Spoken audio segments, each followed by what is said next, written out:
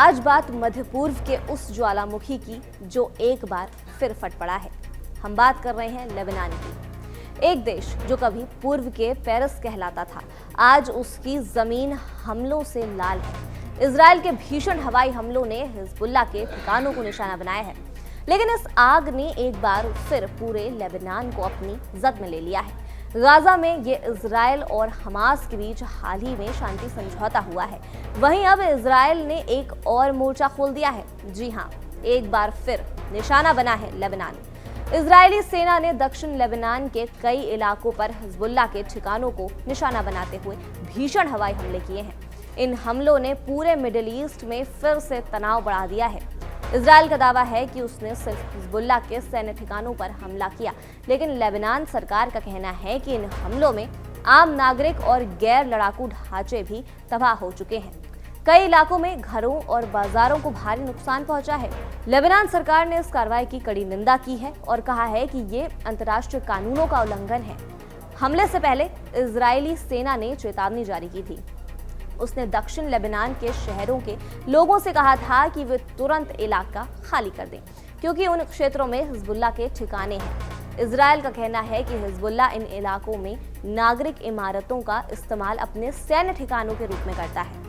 Lebanon के राष्ट्रपति Joseph on ने कहा कि वो इजराइल के साथ तनाव को कम करने के लिए बातचीत को तैयार हैं, लेकिन साथ ही उन्होंने ये भी साफ किया कि इजराइल की ओर से जारी हमले स्वीकार्य नहीं हैं। उन्होंने इजराइल पर आरोप लगाया है कि वो देश की 5 पहाड़ियों पर अपनी सैन्य उपस्थिति बढ़ाकर लेबनान की संप्रभुता का उल्लंघन कर रहा है। इजरायली सेना का आरोप है कि हिजबुल्लाह ने पिछले साल अमेरिका की मध्यस्थता से हुए युद्ध विराम के बाद फिर से अपनी ताकत बढ़ाना शुरू कर दी थी। वहीं हिजबुल्लाह ने लेबनान सरकार को इजराइल के साथ बातचीत न करने की चेतावनी दी है। इसी के कुछ घंटों बाद ये हमले हुए हैं। इससे पहले भी इजराइल अपने भीषण हमलों से हिजबुल्लाह को दहला चुका है। इजरायली वायुसेना ने हिजबुल्लाह के कमांड सेंटर, हथियारों के डिपो, रॉकेट लॉन्चर और सुरंगों के नेटवर्क पर एक के बाद एक सैकड़ों हमले किए हैं। उस सुनियोजित सैन्य अभियान के जरिए इजराइल ने हिजबुल्लाह के कम्युनिकेशन नेटवर्क को ध्वस्त कर डाला था। उनके पेजर और वॉकी टॉकी नेटवर्क को निशाना बनाया, जिससे हिजबुल्लाह के कई लड़ाके और कमांडर एक साथ मारे गए। ये हिजबुल्लाह के लिए एक बहुत बड़ा झटका था। हिजबुल्लाह की बात करें तो ये संगठन 1982 में ईरान के रेवोल्यूशनरी गार्ड्स की मदद से बना था। इसका मकसद था ईरान की इस्लामी क्रांति को आगे बढ़ाना और लेबनान में इजरायली प्रभाव का मुकाबला करना। हिजबुल्लाह का एक शिया समूह है और ईरान की विचारधाराओं से गहराई से जुड़ा हुआ है।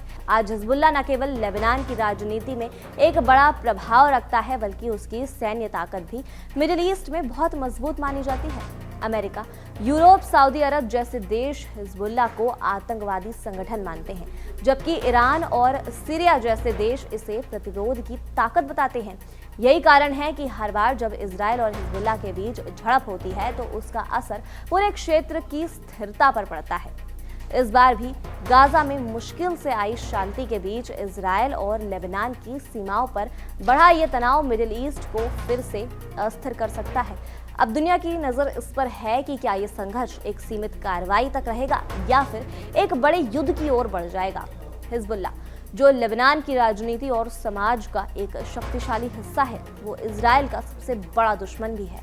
लेकिन जब दो दुश्मन लड़ते हैं तो कीमत हमेशा उस जमीन को चुकानी पड़ती है जिस पर वे खड़े होते हैं, और इस बार वो जमीन लेबनान है। आज लेबनान एक दोराहे पर नहीं, एक खाई के किनारे पर खड़ा है। उसका लाल होना सिर्फ हमलों का नतीजा नहीं है, ये उसकी लाचारी, उसकी टूटी हुई अर्थव्यवस्था और उसके राजनीतिक शून्य का भी प्रतीक है। हिजबुल्लाह के प्रतिरोध की कीमत लेबनान चुका रहा है और इजराइल की सुरक्षा की कीमत भी लेबनान ही चुका रहा है।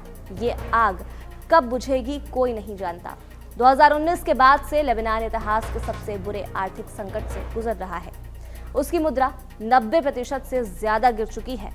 बिजली पानी जैसी बुनियादी सुविधाएं नदारद हैं और सरकार लगभग ना के बराबर है।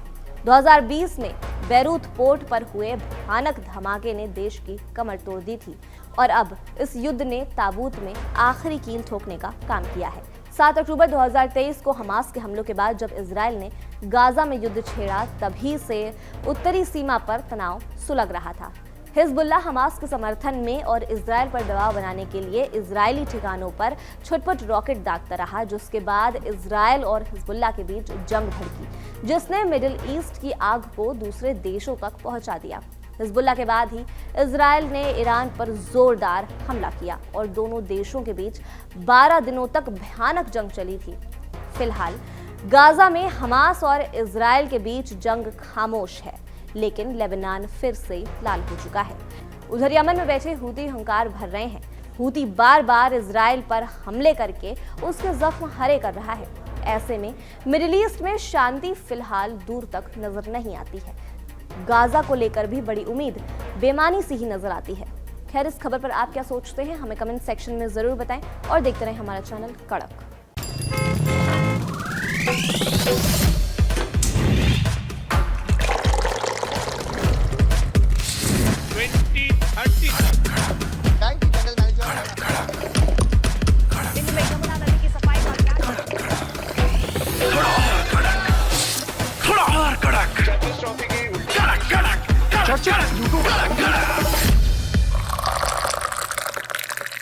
ये कड़क है।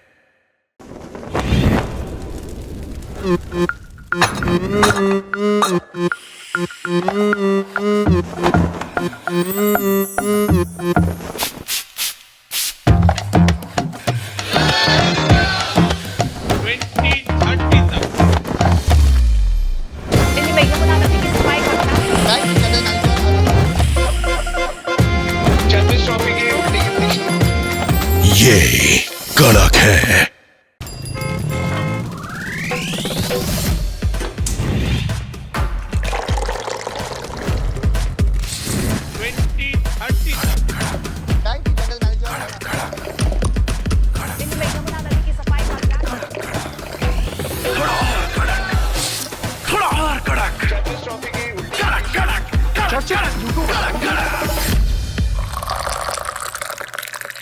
ये कड़क है।